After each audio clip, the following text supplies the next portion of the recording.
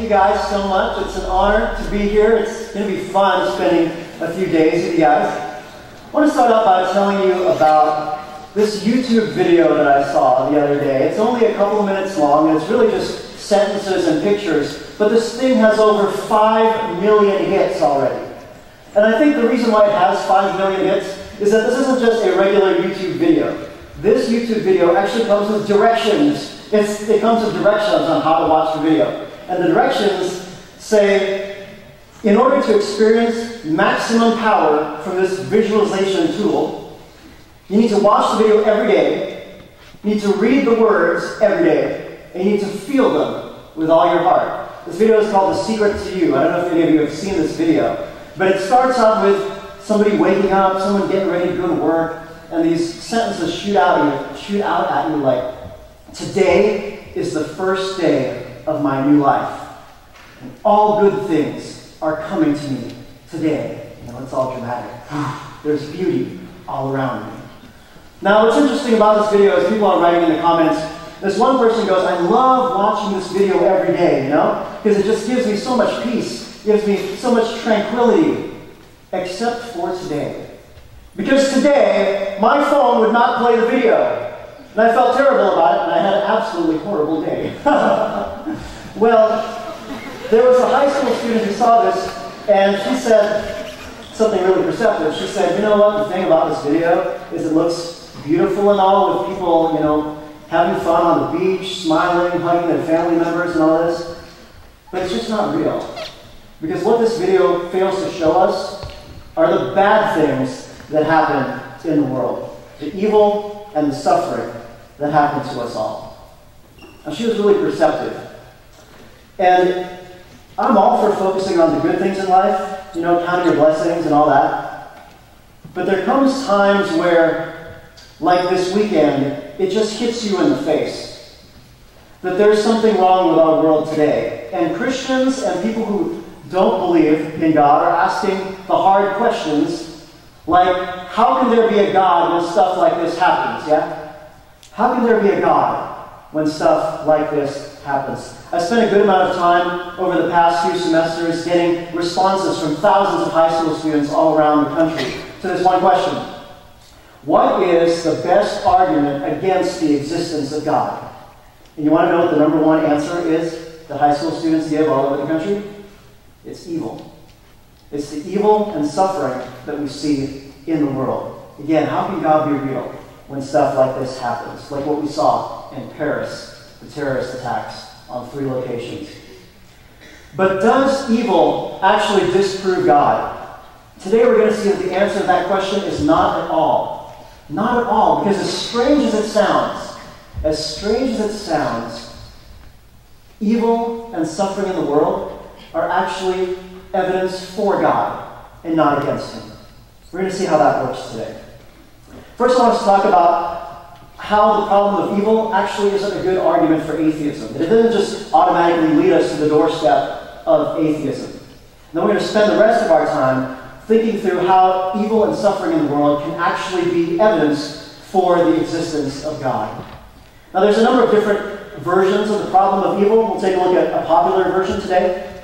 And the problem of evil basically says that there really can't be a God. Why? Because there's evil in the world.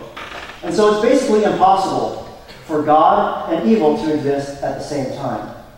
But you know what? No one's ever been able to show an actual contradiction between the sentences God exists and evil exists. There's no logical contradiction there. And so there's got to be another way to put it. And here's how one of those popular atheist authors, Sam Harris, presents this challenge. He says, if God exists, either He can do nothing to stop the most egregious calamities, or He does not care to. God, therefore, Sam Harris says, is either impotent or evil. Either God's too weak to do anything about evil, or He doesn't care to because He's a bad guy. But this argument, it's interesting, every time I hear this challenge, it only comes about after the skeptic just starts listing off all of the most horrible things in the world that have just happened. And why? Because this argument really isn't a very good argument against the existence of God. And so it's got to actually exploit this just heartbreaking stuff that happens in the world and exploit the emotional power of that to make a connection with the audience. So it's not a very good argument for atheism. It really doesn't help the atheist case. You know why? Because if God is too weak to do anything about evil, but he's real, atheism is false. And if God he just doesn't care to do anything about evil because he's actually evil, well, atheism is still false. And so this doesn't really help the atheist case. It doesn't lead us to the doorstep of atheism. In fact, the problem of evil represents kind of a mistake in thinking. And there's a logical fallacy here called the false dilemma. Okay, what's a false dilemma? You didn't know there was going to be a logic lesson today, right? A false dilemma is where an argument gives you two options, and it looks like those are your only two options. But there's really more than just those two options. Okay? The argument doesn't tell you about it. It's kind of like if someone says, I have this box of Jelly Belly, jelly beans from the Jelly Belly factory in California. And there's good jelly beans in there, but there's some weird ones in there too, you know? And I got two of them in my hand. This one tastes like puke. This one tastes like an ashtray. Now, which one are you going to taste? Who said ashtray? Okay, you're lucky I don't have those jelly beans right here. No, maybe option 3 is you can keep your sick, disgusting jelly beans, and I'm going to take another one out of the box, the one that tastes like strawberry cheesecake, right? Or maybe I'm just going to pass on, you just keep your jelly beans to yourself, and I'm going to pass on those, and I'm going to have something else. So Sam Harris himself shows us that there is a third option here. All we have to do in order to see that there's a false dilemma going on is find a third option. The atheist Sam Harris himself does that for us. And he does this by giving us the atheist option, of course, that it's possible there is no God, right? But wait a second. If there's a third option, do you think there's going to be a fourth option too? And yeah, actually there is, and that's the Christian response. Is that it's possible that God has good reasons for allowing evil. It's possible that God has good reasons for allowing evil in the world, even if we don't know what those reasons are. Now, it's possible then that God has good reasons, and so we can see that God and evil can in fact coexist at the same time. But maybe you go, Mikhail, why would God even allow the possibility of evil? If God's all good, why would he allow some of this stuff to happen? Now, there are a number of reasons, I think, why God allows evil, and we probably don't know all of them. In fact, I'm sure we don't know all of them. But here's one that I want to give you to kind of get us started thinking about this. And there's just one word that I want you to remember, and that word is love. Love. Okay, what's love got to do with that? You see, love shows us that God can have good reasons for allowing evil. I mean, I don't pretend to know all the reasons why God allows evil, but I know that God wanted to give us a real choice about what we do. He wanted our choices to matter. He wanted us to be able to love him and to love each other for real. And so in order to do that, in order for God to create people who could really love him and really love each other for real, he had to give us freedom. You know why? Because you can't force someone to freely choose God. God's all powerful, but he can't force you to love him or anybody else, because love can't be forced. Real love can't be forced. And so God gave us free will so that we would have the ability to love. But giving us freedom so that we can have the ability to love also means that we have the ability to not love. God had to give us freedom, and real freedom gives us the ability to choose evil. Now I want to show you something that I got as a gift. Actually, it was a gift from my little boy when he was a baby. And it's called Daily Blessings with this lion. And we used to call him Praying Lion, actually. And we call him Praying Lion because when you squeeze him, he says this.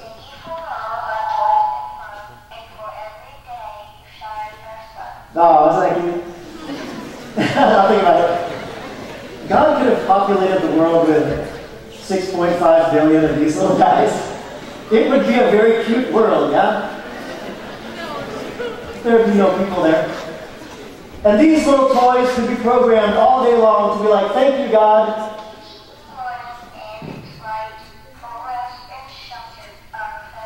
And on they would go. We love you, Lord. You're so awesome. You're so cool. You're the best. And God's like, yeah, thanks. Now, I think we can all see how that wouldn't be a very fulfilling relationship for God, right? I mean, God wanted to love real people who could really love him back.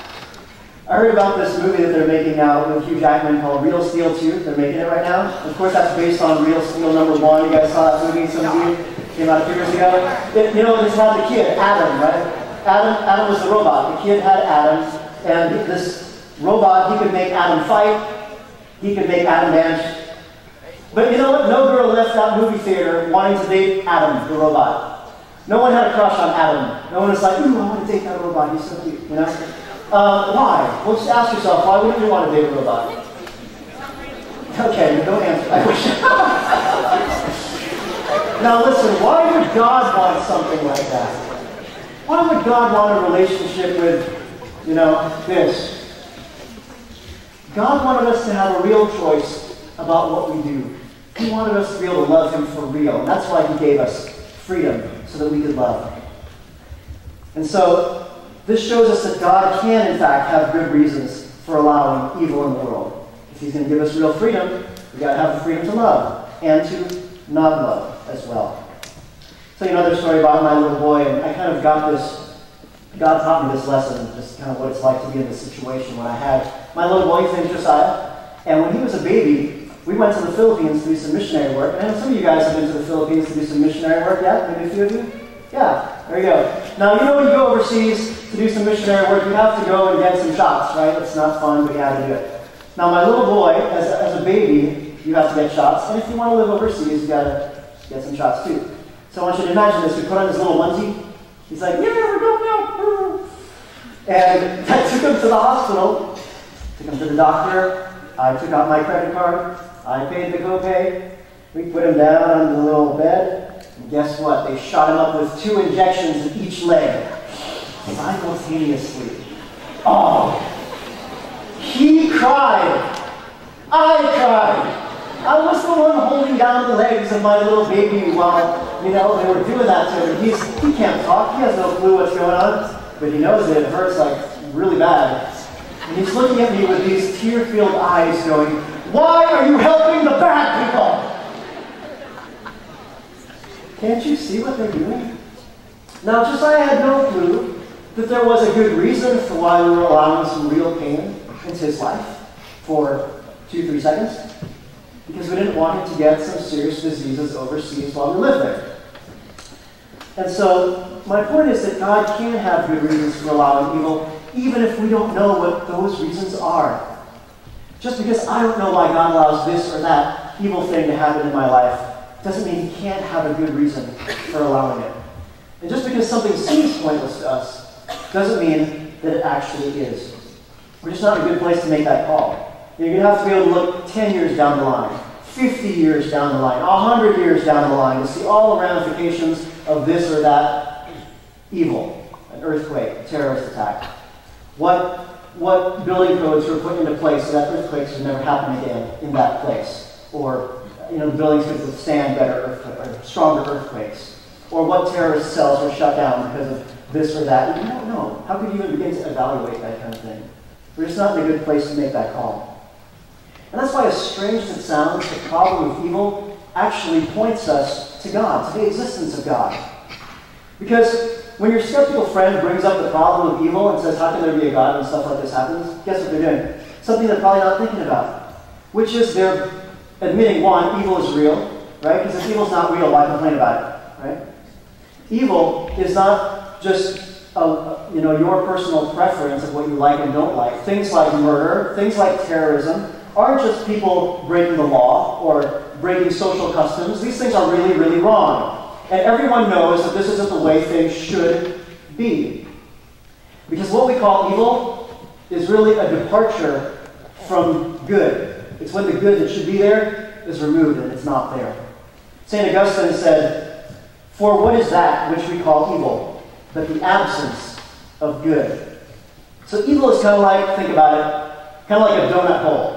Okay, I don't mean like a ball of dough with sugar on it. I mean like an actual hole where there's nothing instead of more donut, right? You get the donut like this. It's where there should be good, but there's not, and that good has been removed. That is what we call evil. Evil came as a result of free creatures using their free will badly to remove goodness instead of do good in the world today. So evil is the lack of good. It's when the good that should be there isn't there. We all know that people should be loving each other. We know people shouldn't be killing each other. But guess what? Where's that idea of should come from? Where does the idea of should come from? Why is there a way things ought to be? Should doesn't come from matter behaving according to law, or the rearrangement of matter, or randomness, which is really what everything boils down to if you're talking about a naturalistic worldview where there's no God. But in order to even bring up the whole idea of evil and suffering, your skeptical friend is also having to borrow the idea of evil from theism, which is the worldview of people who believe in God.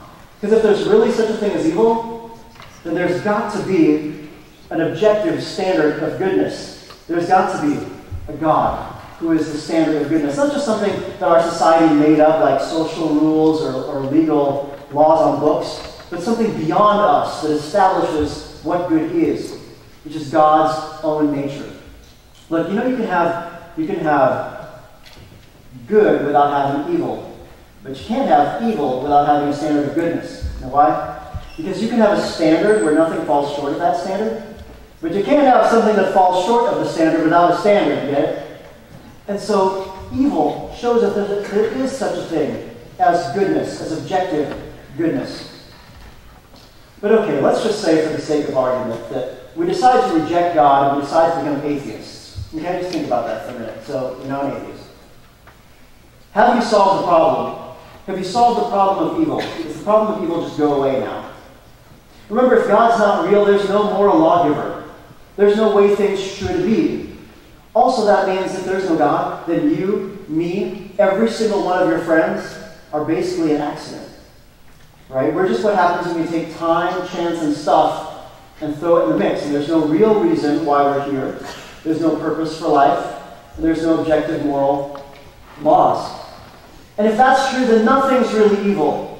Nothing's really evil because there's no way things ought to be. There's no should. Where does should come from? The popular atheist Richard Dawkins is pretty clear about what he believes. He says this: in a universe of blind physical forces and genetic replication, some people are going to get hurt. Other people are going to get lucky. And you won't find any rhyme or reason in it, nor any justice. There is at bottom no design, no purpose, no evil, and no good. Nothing but blind, pitiless indifference. Look, if morality is just something that evolved or just something we made up, then it's just all ice cream to us. It's like, oh, I like chocolate ice cream, you like vanilla, somebody else likes mint, so what? Is that really what wells up inside of us when we see terrorism, human trafficking, slavery? No way. We know that there is an objective standard of goodness and things shouldn't be like that. It's not just like, oh, you happen to like terrorism, I don't. You happen to like murder, I don't. But that's all we're left with if atheism is true. It's like, gee, I'm real happy I'm not a slave, but, you know, who am I to say that, you know, whoever wants to practice slavery, that's cool for them? No. We all know that this isn't the way things should be. You could say maybe these shooters broke the law. You could say these shooters somehow went against their evolutionary tendencies, but you couldn't call it objectively evil if there's no God. But who can really live like this? Some things are really, really wrong. Everybody knows it. Atheism just makes things worse, not better. Because the Christian has to make sense of the problem of evil. Yeah, we have to understand how a good God can exist when there's evil in the world. But the atheist has to explain the problem of evil and the problem of good. We got two problems. Where does good come from? And if there's no good, how can you call anything evil? So atheism makes things worse, not better. A former skeptic by the name of C.S. Lewis, the guy who wrote the Narnia Chronicles, he said this: my argument against God was that the universe seemed so cruel and unjust. But how had I got this idea of just and unjust? A man does not call a line crooked unless he has some idea of a straight line. Here's the point. Objective moral laws don't just come out of nowhere. They are communication from one mind to another. Totally different than if you shook up a magic 8-ball and asked it a question, right? You don't have to obey that magic 8-ball. You know, should I date this girl? No. Who cares? You're a magic 8-ball. Shut up, right? Or if some Scrabble letters fell on the ground and said, like, you know, go to school or something. You know, would it be a sin now if you didn't go to school? It's Saturday, right?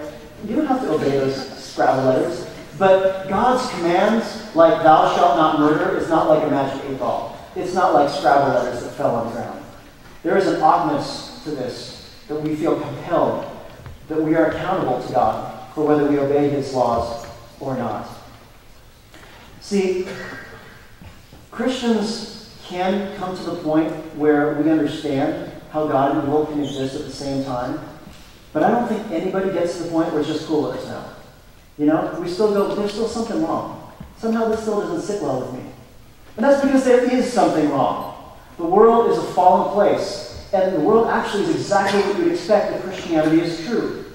Because the Bible is very real when it comes to evil. It doesn't say that there's no difference between good and evil, like atheism does. It doesn't say that evil is just an illusion, like some Buddhists do. In fact, Jesus said, in this life, you will have trouble. It's not the favorite Bible verse people like to put on a bumper sticker, you know? But it's real. In this life, you will have trouble. God was pretty clear about the results of sin. When he talked to Adam and Eve in the garden about what would happen if they disobeyed him, he basically told them, if you eat from the tree of the garden, of the knowledge of good and evil in the garden, then I kid you not, you are going to die. He didn't say you're going to die peacefully one day when you're really, really old in your sleep. He just said you're going to die. And all the terrible stuff that we see around us today is a result of sin. It's a result of people who have rejected God. And the whole creation has fallen because of this. The Bible teaches that people die as a result of sin. And so if you don't like evil, then hate sin. God wants us to hate sin as much as He does. And that's possibly one reason why He allows us to live in a world where what we do actually matters. Where if you throw a rock at somebody, it's not going to turn into flowers when it hits their head. You know? God says, you guys are moral beings and you're accountable for what you do. And what you do actually matters. What we do actually matters. And deep down, we know that we're all guilty inside. We know that we all stand on a level playing field before God because we all fall short. Regardless of the things, this sin or that sin or whatever it happens to be, we all fall short before God. Like Romans 3:23 says, for all have sinned and fall short of the glory of God. But the good news is that God offers forgiveness and a hope that He is one day going to right all the wrongs that we see around us today. This is one reason God doesn't just stop evil right now.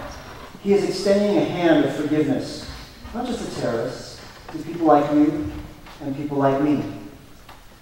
We thought about some hard stuff today.